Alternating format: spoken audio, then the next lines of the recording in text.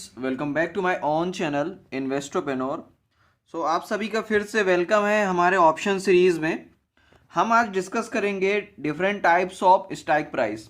Previous time पे हमने discuss किया था बेसिक्स ऑफ ऑप्शंस का, ठीक है, कॉल ऑप्शन, पुट ऑप्शन, और हमने कुछ टेबल्स के थ्रू समझने की कोशिश की थी in the money, at the money और आउट ऑफ द मनी। आप सभी को याद होगा, जिन लोगों ने अगर ऑप्शन पार्ट 1 नहीं देखा प्लीज़ जाकर के देख सकते हैं, ठीक है। तो आज हम उसी का हम डिटेल में समझेंगे, स्ट्राइक प्राइस के कब कब हमें यूज़ करने हैं, कौन कौन से डिफरेंट टाइप के स्ट्राइक प्राइस को कब यूज़ करना है, ठीक है।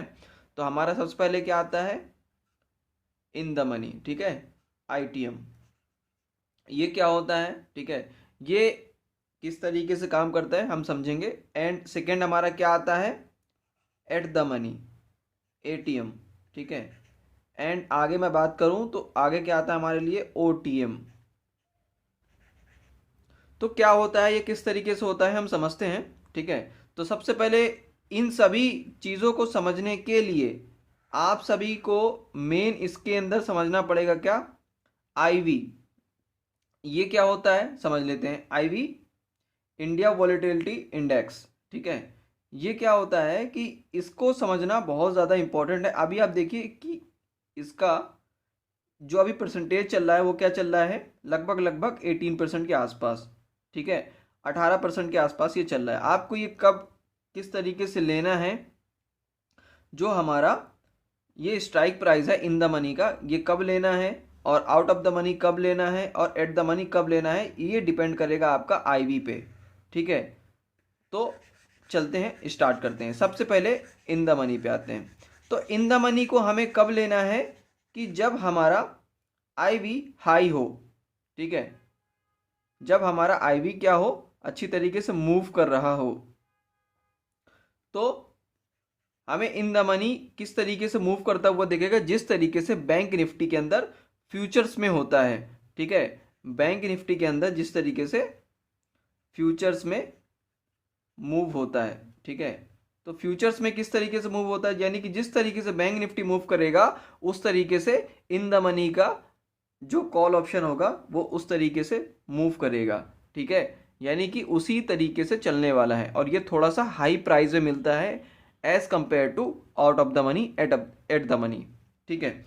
तो इसको हमें कब लेना है, जब हमारा क्या होगा, आईवी थोड़ा सा हाई होगा, ठीक है। यानी कि आईवी अच्छी तरीके से मूव कर रहा होगा, जिस तरीके से अभी आप देख रहे हैं कि बहुत अच्छी तरीके से मूव कर रहा है। अब आगे बढ़ते हैं कि एट द मनी हमें कब लेना है।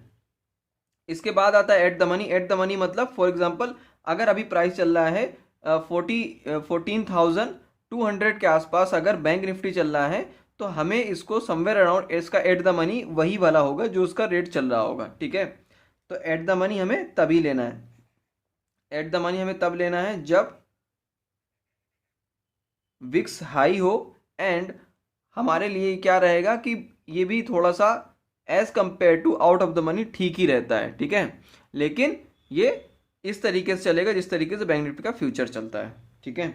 अब आगे बढ़ते हैं। हमारे लिए जो ये हमारे लिए है वो है क्या, ओटीएम। ये ओटीएम कब लेना है, ओटीएम हमें तब लेना है जब हमारा इंडिया विक्स समवेयर अराउंड 20 के ऊपर का हो, ठीक है। जिस तरीके से आपने देखा होगा प्रीवियस डे पे बैंक निफ्टी के अंदर और निफ्टी के अंदर किस तरीके से गिरावट होती है, ठीक है। तो इस तरीके में क्या होता है, जो विक्स होता है वो बहुत हाई हो जाता है जब मार्केट के अंदर वोलेटिलिटी ज़्यादा होती है, यानी मार्केट के अंदर फ्लक्चुएशन ज़्यादा होता है। तो हमारा क्या होता है, ये इंडिया विक्स हाई हो जाता है और दूर का भी प्रीमियम बहुत बड़ा हो जाता है।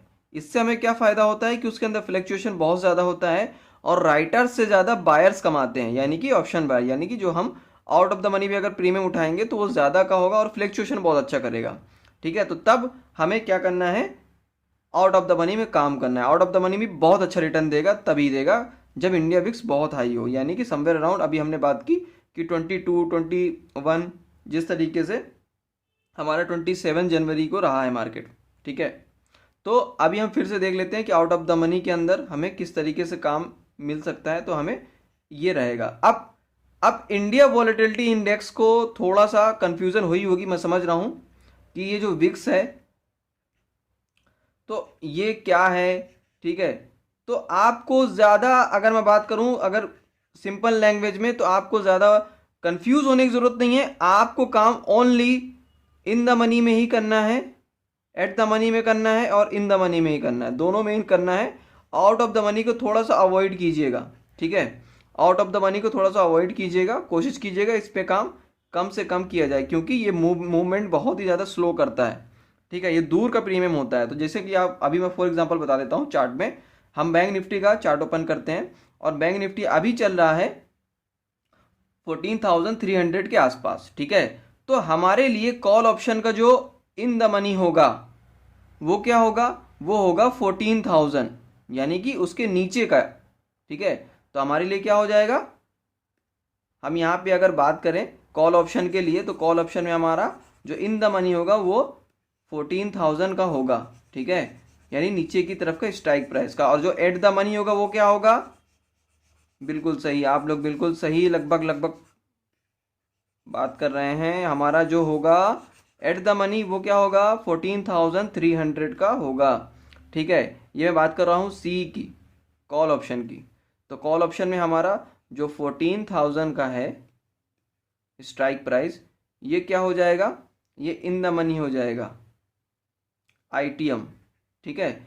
और जो हमारा 14,300 का है ये हो जाएगा हमारा क्या, एट द मनी, एटीएम, ठीक है। और जो हमारा ऊपर की तरफ अगर मैं बात करूं 14,500, ये हो जाएगा हमारा ओटीएम।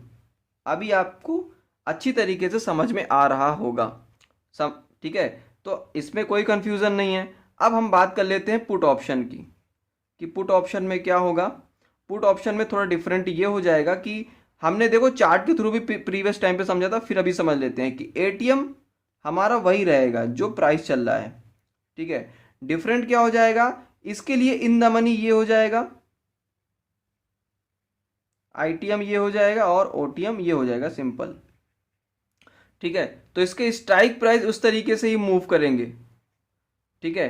तो हमें इसी चीज़ों को तो ही ध्यान देना है ओनली, ठीक है। अब हमें ट्रेड करते वक्त अगर आपको इंडिया विक्स वगैरह कुछ भी नहीं आता है, अगर समझ में नहीं आ रहा है, कोई दिक्कत की बात नहीं है, आपको सीधे इन द मनी और एट द मनी में ही काम करना है। तो जिससे कि क्या होगा, आपको बैंक निफ्टी जिस तरह मूवमेंट करेगा उस तरह वो भी मूवमेंट करेगा। क्योंकि कई बार ऐसा होता है कि मार्केट के अंदर, मार्केट अगर वोलेटिलिटी अगर कम हो गई और मार्केट वहीं पे चॉपीनेस हो गया, साइडवेज हो गया, तो आपका क्या हो जाएगा, जो प्रीमियम है वो डिक्रीज हो जाएगा और आपका पैसा वहाँ पे लूज हो जाएगा। तो आपको इन द मनी या एट द मनी में ही काम करना है, ठीक है। और आउट ऑफ द मनी में कब काम करना है, जब बहुत ही अच्छा वॉलेटिलिटी हो, तो वहाँ पे भी अपॉर्चुनिटी मिल सकती है। और एक्सपायरी के लास्ट टाइम पे आउट ऑफ द मनी भी में भी काम कर सकते हैं, ठीक है। क्योंकि वो उस टाइम पे भी आपने देखा होगा कि जो हमारा इन द मनी का जो प्रीमियम होता है वो एट द मनी के बराबर कहा जाता है, और जो लगभग लगभग एट द मनी होता है, जो प्राइस चल रहा होता है, वो किस तरीके से हो जाता है, जिस तरीके से हमारा इन द मनी होता है, ठीक है। Out of the money at the money के आसपास हो जाता है, तब हम काम कर सकते हैं, यानी कि तब हम थोड़ा दूर का प्रीमियम लेकर के काम कर सकते हैं। तो होप यू गाइज आप सभी को स्ट्राइक प्राइस समझ में आया होगा आज। तो कमेंट करके, अगर आपने अभी तक लाइक नहीं किया तो प्लीज़ लाइक कर दें, और चैनल पे नया है तो सब्सक्राइब कर लें, और दूसरों के साथ शेयर करें, और कमेंट करें कोई नई सीरीज़ के लिए। कुछ गाइडेंस की ज़रूरत है, ठीक है, तो उसके लिए भी मैं अलग से एक वीडियो बना दूंगा और हमारी एनालिसिस की वीडियो आपको जल्द ही मिल जाएगी, ठीक है, मंडे के लिए। तो आज के लिए इतना ही, हम मिलते हैं हम नेक्स्ट डे। Okay bye.